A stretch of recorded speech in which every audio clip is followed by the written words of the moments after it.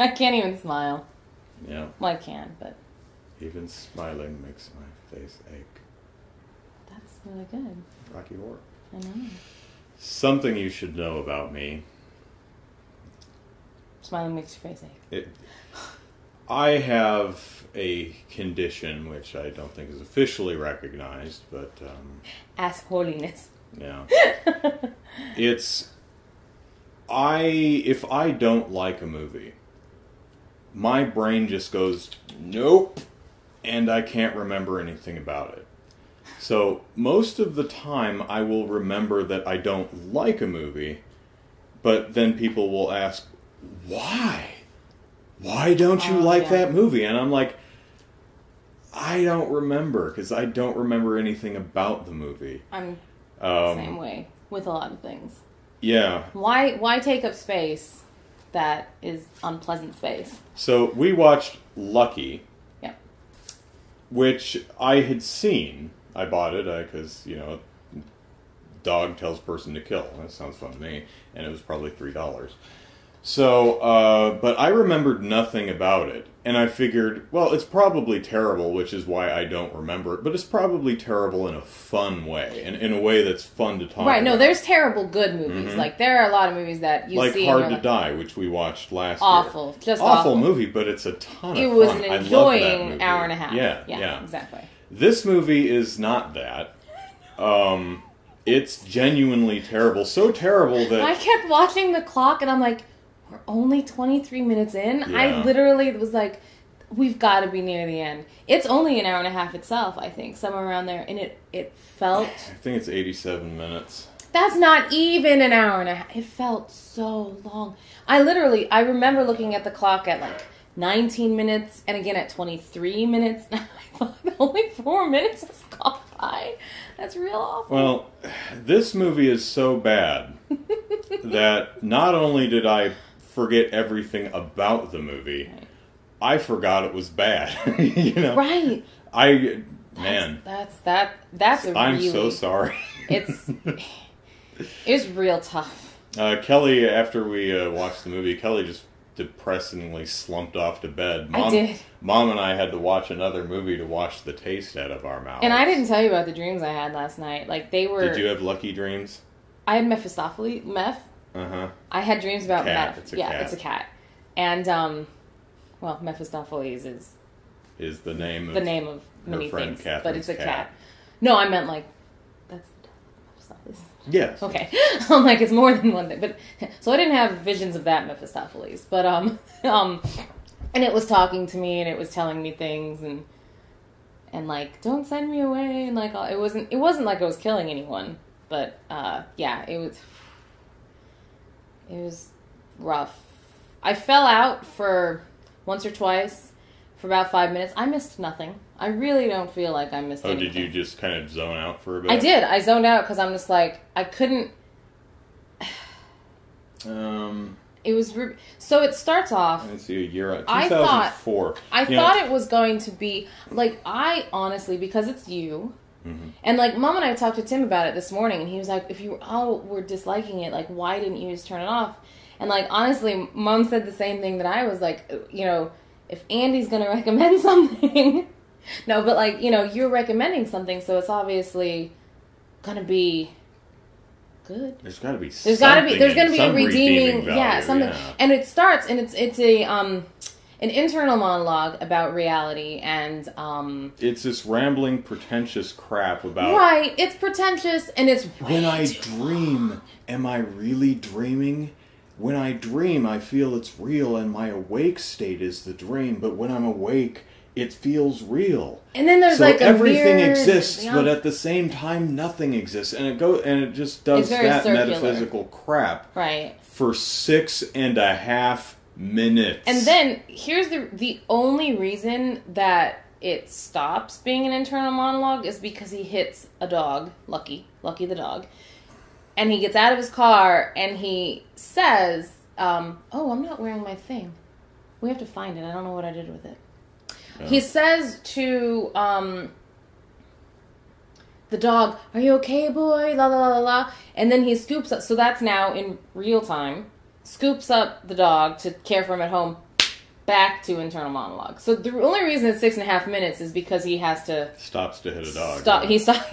Or hits a dog and He stops. actually didn't hit it, exactly. I'm going to go over there and hit that dog. Get me out of my... Excuse me for one moment while I go hit a dog. I must go kill a dog in my car. Yeah, so no, and then it goes back to internal monologue and about how he's a terrible cartoonist and that he doesn't make money anymore, and yet, just like everyone who doesn't make money, they can always afford alcohol. So, general premise of the film is, well, yeah, there is, which is it's the back of the box. You know, I want to pet the kitty, but since she's not on camera, lower than frame. Could look real bad. There is a cat. Can we see the tail? There's the tail. I'll have to start the video where she jumps in the frame. Otherwise, so we realize what is Andrew doing here? With his sister sitting right next to him. Exactly. So, yes. Milfred Mudd, or whatever his name is, he's a writer for cartoon. He writes, I guess he's a freelance cartoon script writer. Mm-hmm. Not cartoonist like funny pages, but like, no, like, I wrote the Batman cartoon this week. Like 22-minute episodes of cartoons, like you know, Tiny Toons Adventures or Batman or whatever. So he's a cartoon. He writes cartoons. He writes the script for cartoons, and he sells them. And he has severe writer's block, mainly because he's busy drinking beer. And he hits a dog, which he very clearly kills and is dead. But he buries it in the backyard, and it's okay. And it comes back to life and starts talking to him and tells him what to write. And he becomes a more prolific cartoonist, but it turns out that the dog is killing people, and then he kills people because, you know, the energy that is required to write the script for a cartoon comes from murdering people. Right. He, like, gets their life force. Although there's no, I say that, but there's no, like, CG, or there's no, like, moment of, I get your, like, Green Mile. Yeah. There's no flies. But it's just like, I killed someone, I feel rejuvenated. Yeah, which is actually not a bad premise. You know, it's a movie you could see working. It could either be just a complete psychological study of this guy going crazy, or it could be one of the, I have to interpret it. Or it could be one of those movies where this is a legitimate talking dog. Well, but I mean, if you recall reading the back of it and like having me choose, this was going to be. Well, it was my second choice of what movie to watch. And it was Mom's first. Mom really wanted to watch it. Like, it sounds good. Yeah, Millard Mudd is having a tough time of his life when the dog Lucky enters his life. Lucky's no ordinary dog in his ability to talk. And what makes him invaluable is his ability to teach Mudd how to write again. But what makes Lucky dangerous is his ability to get inside Mudd's head and turn him into a serial killer. See? Neat. Yeah, that has potential. And by the way, just to make this whole internal monologue thing worse, Lucky doesn't have a moving mouth. He doesn't, like, cock his head when he speaks. There's nothing that the dog actor does. Other than the voice is really good, but everything is, he communicates telepathically, and he tells you this at the beginning.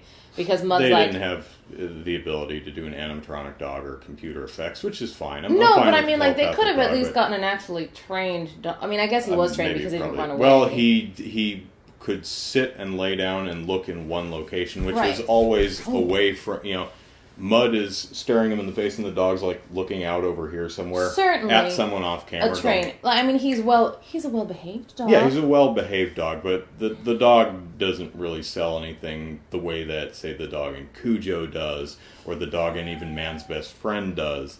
Yes. I'm getting very student film from this. It's shot on video. 100%. And the actors are on camera. You know, the actors are not painfully bad. The guy who plays Mudd is fine.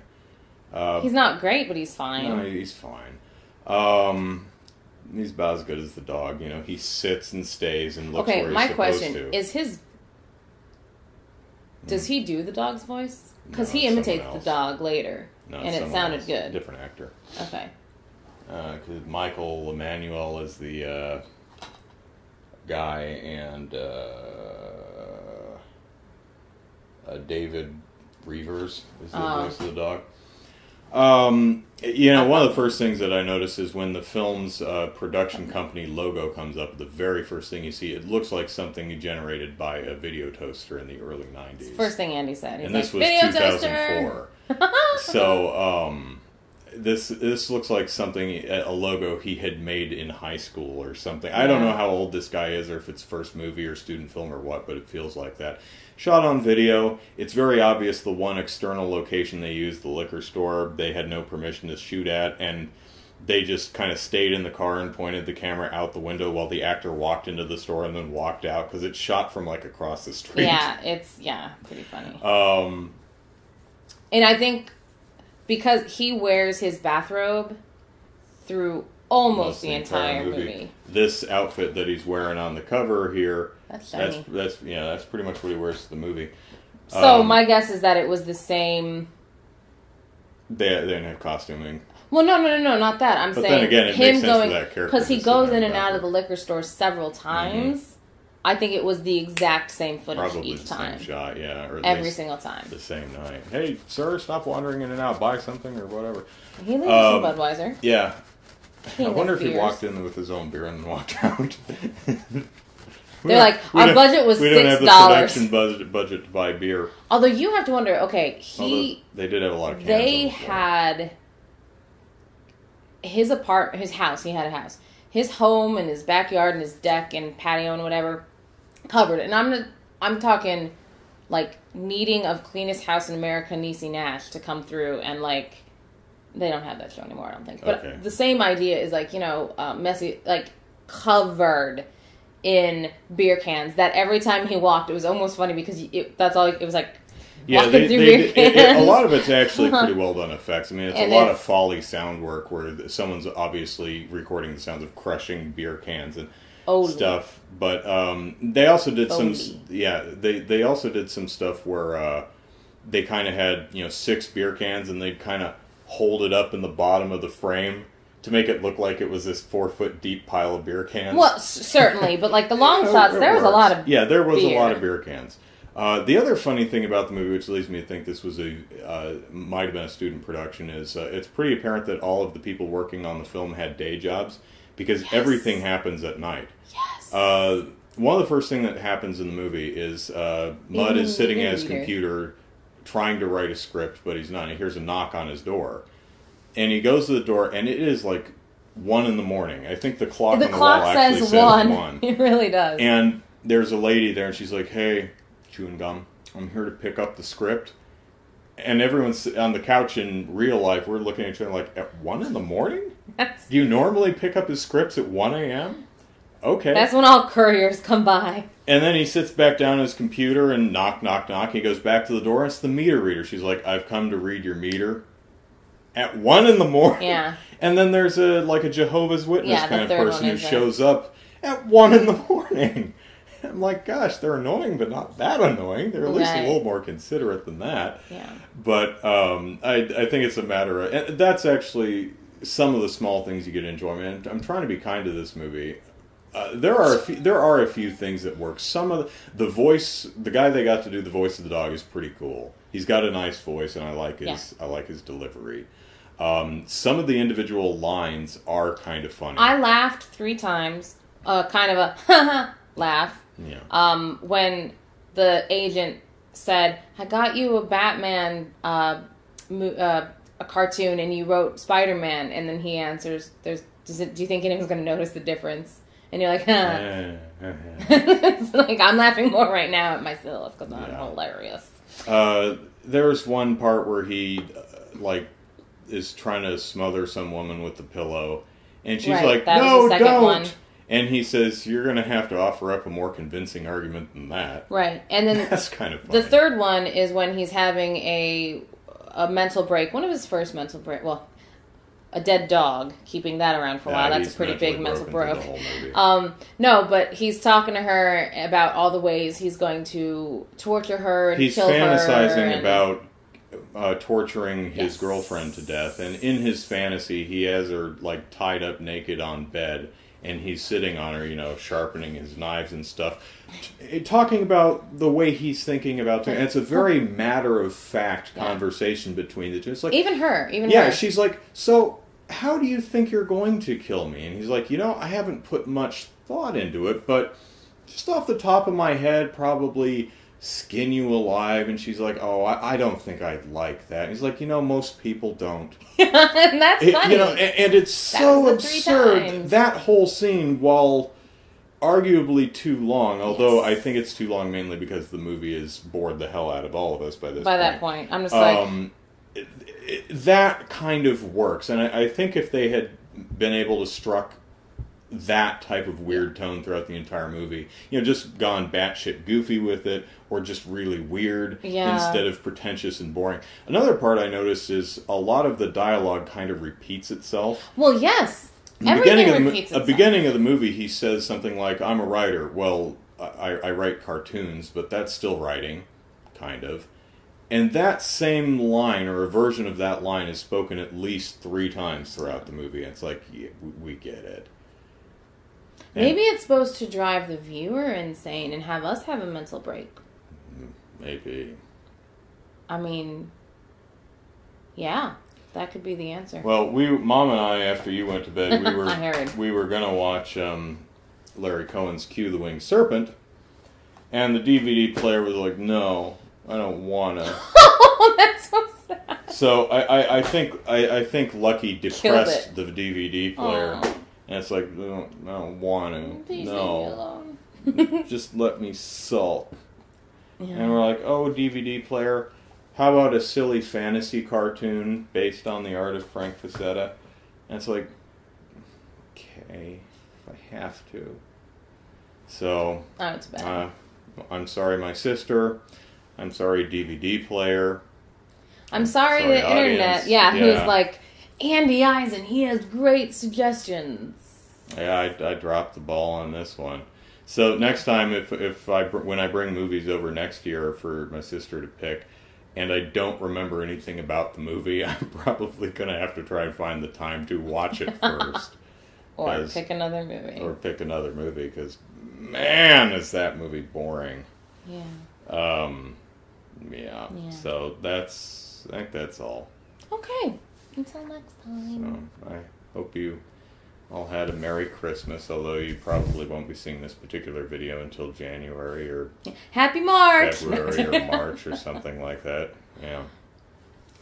And Bonnie says bye. Bonnie says bye. So okay, pleasant. Bonnie. We have to... Yeah, yes, I know. I know. But I'm over here. You can... Oh my God. I was really Ow, comfy. ow, ow.